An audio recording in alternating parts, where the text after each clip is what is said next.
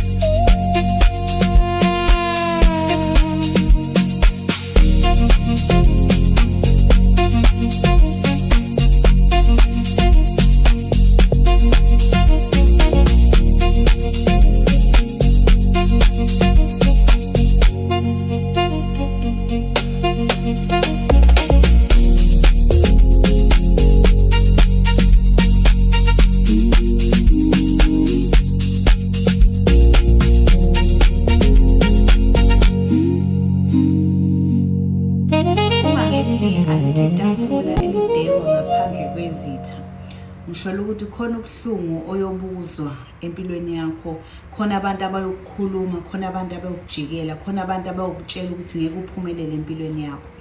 Labo bantu lelo tafula mhla uNkulunkulu ekudekela lona bayadingeka ukuze beyombona uNkulunkulu wakhe ekuphakamisa in their presence, bekhona bekubhekile. So awukwazi ukuphumelela ngaphandle kwezitha empilweni. Siyabadinga ukuthi bekhulume, besigxeke, besho yonke into ukuze mhla uNkulunkulu athi mayesidekela itafula esidekele ebusweni babo.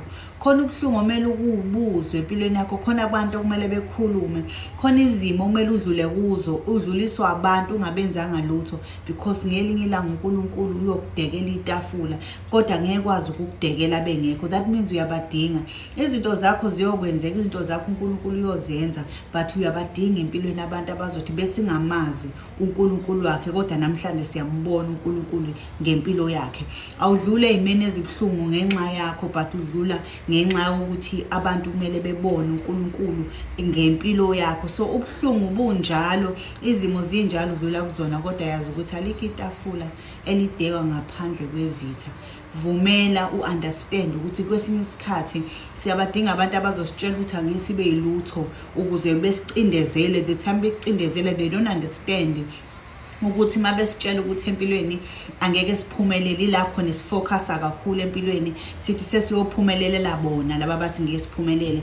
The time usuphumelele bese uthi yazi wangisiza wathi angeke ngiphumelele ngoba ngakwazi ukufocus empilweni. So uyayidinga ubuhlungu kwesinye isikhathi obuyokulidela entweni enhle ongayazi wena yakusasa. Amazwi ebuhlungu enjalo kodwa kwesinye isikhathi ayasisiza, kwesinye isikhathi ayashape, kwesinye isikhathi ayasinikeza ifocus ukuthi sikwazi ukuthi siye phambili. Khona abantu abathukwayo bafunda bayimisela empilweni ngokuthi babethi lamazwi akhulunyiwe empilweni yami, lezi inhlamba engithuke ngazo ngifuna ukubatshengisa abantu ukuthi mina ngingayenza impilo yami ukuthi iphumelele. Siphumelela ngamazwi abantu besithukile, siyaphumelela whether bayathanda noma bathandi, siyaphumelela basibophela inhliziyo, siyaphumelela besifungelile, siyaphumelela sihamba phezulu kwamazwi abo because uNkulunkulu esengakithi akekho umuntu osuke ezomelana nathi nezinto zethu.